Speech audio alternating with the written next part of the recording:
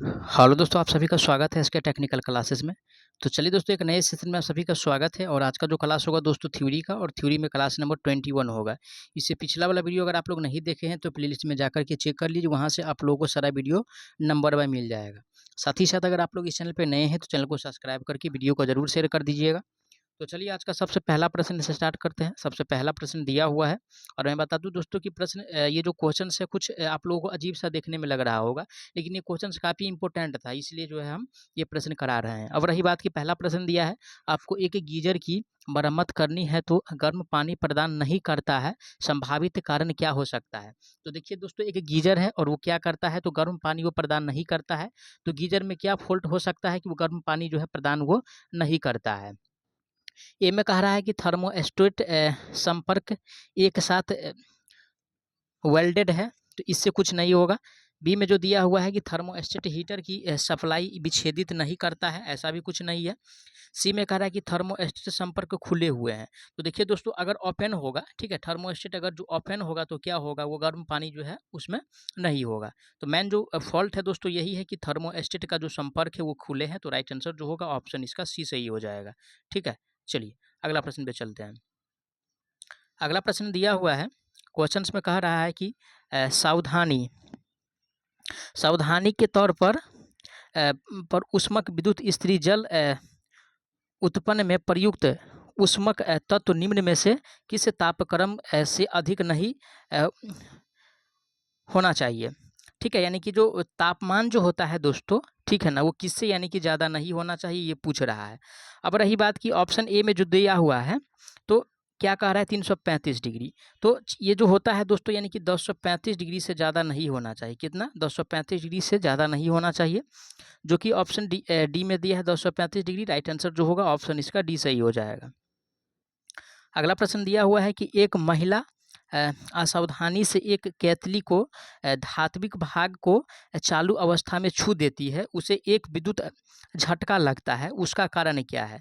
ठीक है, यानी कि विद्युत केतली है और वो कोई महिला जो है उसे क्या है स्टार्टिंग अवस्था में उसे छू देता है, तो उससे फिर यानी कि झटका लग जाता है। तो इसका मेन कारण क्या हो सकता है। ए में कह रहा है परिपथ का फ्यूज तार अधिक क्षमता का है, तो इससे कुछ मतलब है नहीं। अगर फ्यूज का जो वायर होगा अधिक क्षमता का होगा तो फ्यूज क्या होगा, यानी कि ट्रिप नहीं करेगा। ठीक है, लेकिन झटका थोड़ी लग सकता है, थोड़ी नहीं लग सकता है। अब रही बात कि केतली को भू संपर्कित नहीं किया गया है, बात तो सही है, इसे यानी कि अर्थिंग से नहीं जोड़ा गया होगा, इससे क्या होगा कि झटका उसे लग गया होगा। तो कोई भी यानी कि इंस्ट्रूमेंट हो उसे यानी कि अर्थिंग से जोड़ना अत्यंत जरूरी रहता है। ठीक है ना, क्यों, क्योंकि जो है झटका का जो मेन जो रिसाव होता है, लीकेज करंट जो होता है थोड़ा मोड़ा, उसे क्या करता है, वो धरती में प्रवाहित कर देता है अर्थिंग। तो राइट आंसर जो होगा दोस्तों ऑप्शन इसका बी सही हो जाएगा, क्योंकि बी में जो दिया हुआ है कैथली को भू संपर्कित नहीं किया गया होगा, जो कि ऑप्शन बी में है। राइट आंसर इसका बी सही हो जाएगा। अगला प्रश्न दिया है कि आपको संचयी टाइप के पानी के हीटर की मरम्मत करनी है, तो इस दोष का सुधार किसकी जांच करके किया जा सकता है। ए में कह रहा है कि क्षरण के सभी संभव स्थल को, बी में कह रहा है ताप स्थापी की व्यवस्था को, और सी में कह रहा है कि ढीले संयोजन के सभी तारों को, और डी में कह रहा है कि अवयवों के अवस्था को। तो हम किसे यानी कि जांच करके उसे सुधार सकते हैं, तो ताप स्थापी जो होगा जिसे थर्मोस्टेट कहते हैं, उसकी व्यवस्था की जांच करने के बाद हम इसे सही कर सकते हैं। तो राइट आंसर ऑप्शन इसका बी सही हो जाएगा। अगला प्रश्न दिया हुआ है कि इमर्सन हीटर का एलिमेंट बना होता है, किसका कह रहा भाई, तो इमर्सन हीटर का कह रहा है।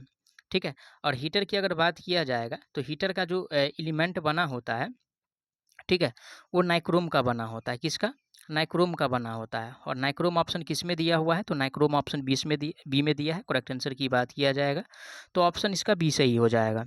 ठीक है, यूरेका के रूप में हम कहाँ प्रयोग करते हैं, तो यूरेका का जो प्रयोग किया जाता है दोस्तों स्टार्टर में। ठीक है ना, स्टार्टर में हम इसका प्रयोग करते हैं वायर के रूप में। अगला प्रश्न पे चलते हैं। अगला प्रश्न दिया हुआ है कि मोटर पंप की कार्य क्षमता निम्न पर निर्भर करती है। मोटर का जो पंप होता है, ठीक है, यानी कि पंप जो होता है उसका कार्य क्षमता किस पे डिपेंड करता है।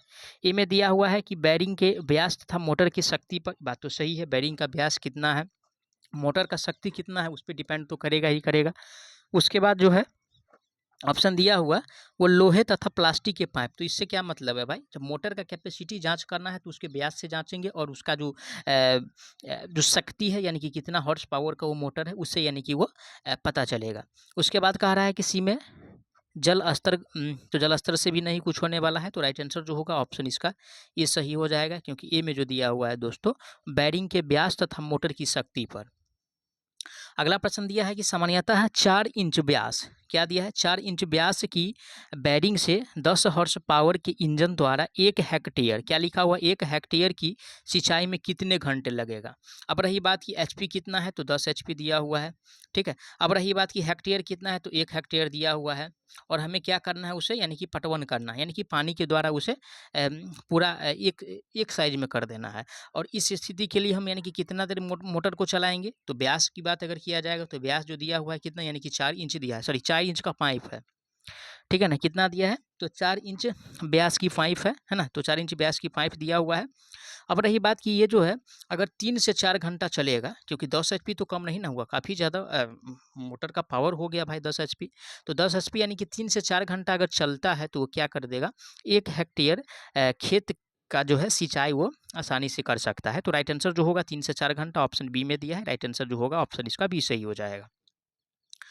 अगला प्रश्न पे चलते हैं। अगला प्रश्न आज का दिया हुआ है, क्वेश्चंस में कह रहा है कि विद्युत इस्त्री की सोल प्लेट किसका बना होता है। सीधा सी बात है कि जो आयरन होता है, ठीक है, यानी कि आयरन जो होता है उसका सोल प्लेट किससे बना होता है। तो सोल प्लेट की अगर बात किया जाए आयरन का, तो ये ढलवा लोहा का बना होता है, किसका, ढलवा लोहा का बना होता है। और ऑप्शन किस में दिया हुआ है, ढलवा लोहा, तो ऑप्शन जो दिया है सी में है। तो करेक्ट आंसर की बात किया जाएगा तो राइट आंसर ऑप्शन इसका सी सही हो जाएगा। तांबा का की अगर बात कर दिया जाएगा, इसमें जो तांबा कह रहा है दोस्तों, तो तांबा का जो प्रयोग होता है, ठीक है ना, यानी कि तांबा जो दिया हुआ है ये चालक पदार्थ है, वायर के रूप में हम इसका प्रयोग में लेते हैं। नाइक्रोम भी चालक ही पदार्थ है और टीन भी चालक ही पदार्थ है। तो इसका राइट आंसर ऑप्शन ए सही हो जाए, सी सही, ए सही हो जाएगा, ठीक है। चलिए, सॉरी सी सही हो जाए, क्योंकि सी में जो दिया हुआ है ढलवा लोहा। अगला प्रश्न पे चलेंगे। अगला प्रश्न है, छत के पंखे में मुख्य रूप से कौन सी मोटर लगी होती है। तो देखिए दोस्तों, छत के पंखे में या तो पीएमएमसी होगा, यानी कि परमानेंट मैग्नेट मोटर होगा, और वो ऑप्शन में अगर नहीं दिया हुआ है तो उसके स्थान पे जो है स्प्लिट फेज मोटर का प्रयोग करेंगे। किसका, स्प्लिट फेज मोटर का हम प्रयोग करते हैं। अगर वो ऑप्शन में नहीं दिया है तो परमानेंट कैपेसिटर मोटर नहीं दिया है तो स्प्लिट फेज मोटर का हम प्रयोग लेते हैं छत के पंखे में। तो राइट आंसर जो होगा ऑप्शन ए सही हो जाएगा, क्योंकि ए में जो दिया हुआ है स्प्लिट फेज मोटर दिया हुआ है, ठीक है।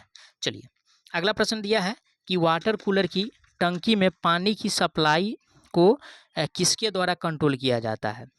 वाटर टंकी कह रहा है, तो वाटर टैंक का जो टंकी होता है, जो सप्लाई जो किया जाता है पानी का, वो किसके द्वारा हम कंट्रोल करते हैं। तो ये जो कंट्रोल जो होता है दोस्तों फ्लोट वाल्व के द्वारा, किसके द्वारा, फ्लोट वाल्व के द्वारा, यानी कि कंट्रोल होता है। ऑप्शन किस में दिया है, ऑप्शन बी में दिया है, फ्लोट वाल्व। तो राइट आंसर जो होगा ऑप्शन इसका बी सही हो जाएगा।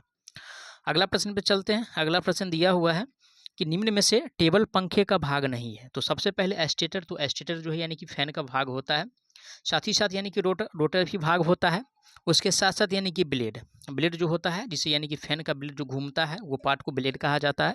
ब्लेड भी इसका पार्ट होता है, लेकिन कवच जो दिया हुआ है ऑप्शन सी में, ये फैन का पार्ट नहीं है, ठीक है। कलच जो है ये फैन का पार्ट नहीं, ये गाड़ी का पार्ट होता है, यानी कि बाइक का हो या 4 चक्का 4 व्हीलर का हो, तो इसका यानी कि पार्ट होता है, ये जो है क्लच उसी का पार्ट होता है। तो राइट आंसर जो है नहीं वाला पहचाना था, ऑप्शन इसका सी सही हो जाएगा। अगला प्रश्न आज का दिया हुआ है कि माइक्रोवेव ओवन में विभिन्न अवयवों पर नियंत्रण किसके द्वारा किया जाता है। माइक्रोवेव ओवन की बात है, और जब ओवन की बात है तो माइक्रो कंट्रोलर का ही प्रयोग करेंगे। किसका, माइक्रो कंट्रोलर का ही प्रयोग करेंगे। माइक्रोवेव ओवन है तो इसमें यानी कि माइक्रो कंट्रोलर का ही प्रयोग किया जाएगा, जो कि ऑप्शन डी में दिया है, माइक्रो कंट्रोलर। राइट आंसर की बात किया जाएगा तो ऑप्शन इसका डी सही हो जाएगा।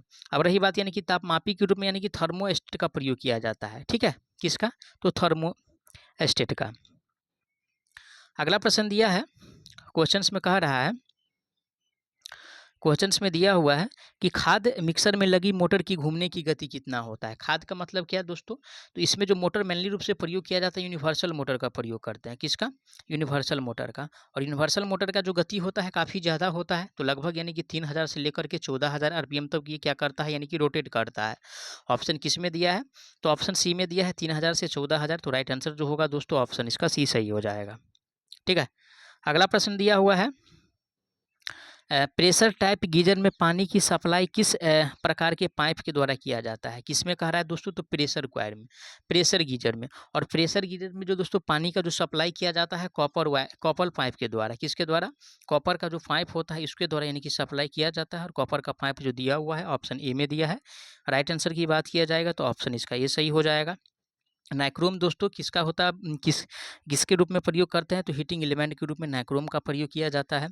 टीन जो होता है क्या है? तो टीन का जो तापमान जो गलन बिंदु होता है 232 डिग्री सेल्सियस होता है, ये भी ध्यान में रख लीजिएगा। चलिए अगला प्रश्न पे चलते हैं। अगला प्रश्न है हॉट प्लेट ओवन में कम ताप के लिए सीरीज क्रम में और अधिक ताप के लिए समानांतर क्रम में एलिमेंट को किससे यानी कि जोड़ा जाता है? तो देखिए दोस्तों ये जो जोड़ा जाता है, ये जो कनेक्ट जो किया जाता है रोटरी स्विच के द्वारा। किसके द्वारा?